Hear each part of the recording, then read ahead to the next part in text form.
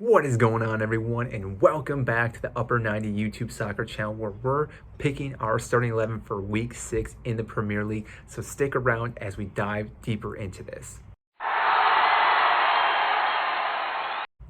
For those that don't know who I am, my name is Mike, huge fan of the Premier League. And if you're also a fan, make sure to like this video and possibly subscribe to this channel, because I greatly appreciate that. Helps grow this video and helps get this video to more and more people. So like I said, we are starting with the starting 11 in the Premier League week 6. Now, I like to start with the bench because, again, it's really difficult to pick starting 11, and therefore I like to have at least 3 extra players, and those 3 players have to be Martinez, Son, and Raul Jimenez from Wolves. Now, the reason why these 3 players were picked was Martinez had a clean sheet against Manchester United, Son had a goal against Arsenal, and Raul Jimenez had his first goal after having that major injury last season, so therefore I wanted to pick him. So what does that mean for our starting 11? Well, let's start in between the sticks. So I have Jose Sa from Wolves. Now, the reason why he was picked was the following. He had a clean sheet against Southampton, 6 saves and 1 assist. Now, anytime a goalkeeper has a goal or an assist, he's almost immediately going to be thrown into the starting 11 because it doesn't happen that often. But on top of that, to have a clean sheet and 6 saves, it's the reason why he edged out Martinez, because, again, Martinez had a clean sheet against Manchester United. But like I said, when you have an assist, that's going to put you just a little bit above that. Now, in defense, we have 3 in the back because we're going to go with a 3-4-3. So first, who we have in our defense is going to be House from Aston Villa. So like I said, we had to pick at least 1 player from Aston Villa, and it had to be this player. And the reason why is the following stats. He had 1 shot on target, 1 goal, and a clean sheet versus Manchester United, and 2 blocked shots. Again, same thing like I talked about Martinez. They just overall, Aston Villa's been playing really, really good.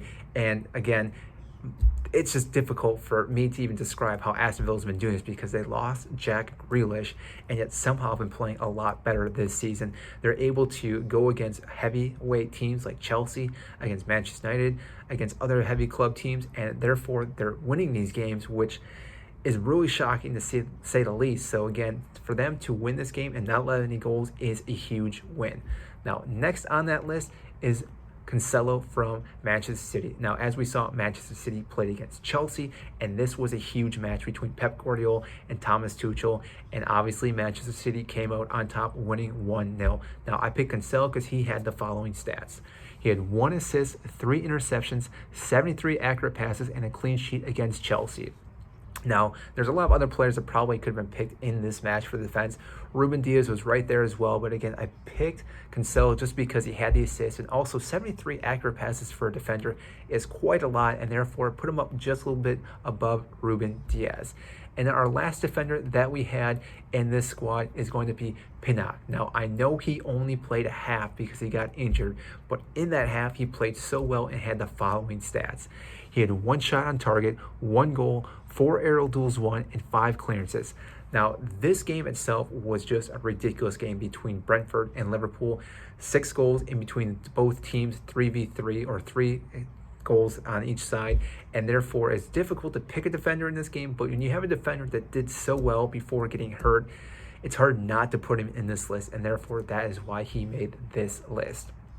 Now, moving into the midfield, like I said, we're going to have 4 midfielders. Now, the first midfielder is going to be Doucouré from Everton. I thought he did fairly well, and he had the following stats. He had 1 shot on target, 1 goal, 2 clearances, and a clean sheet against Norwich. Now, playing against Norwich, you're almost expected to get a clean sheet, but anytime you do have a clean sheet, it does give another extra bonus to the tally that you get at the end of each week when I critique each and every player. And therefore, like I said, midfielders get the opportunity to get clean sheets, defenders, and obviously goalkeepers. Forwards don't really contribute too much to defense, so therefore they're not going to get that. But anytime a team gets a clean sheet, it always does help confidence, not only in the midfield, but defense and goalie. And therefore, like I said, even though it's against Norwich, it's still a big accomplishment.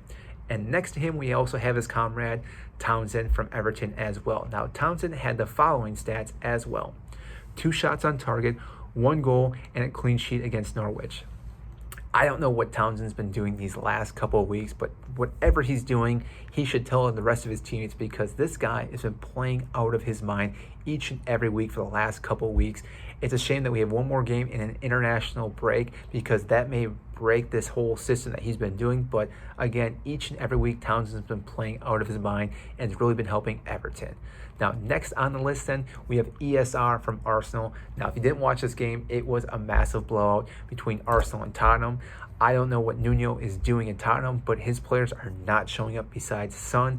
And I hate to say it, but they may struggle for this whole entire season because, yes, they came out on top the first 3 games. They beat Manchester City, but since then, they look like an absolute terrible team that should be getting relegated. So because of this, though, ESR had a phenomenal game, and he had the following stats. He had 1 shot on target, 1 goal, 1 assist, and absolutely destroyed Tottenham. Now, like I said, it's hard to say that he absolutely destroyed Tottenham, but again, he was all over the pitch. The whole midfield for Tottenham was completely missing, minus Højbjerg, but again, he can only do so much.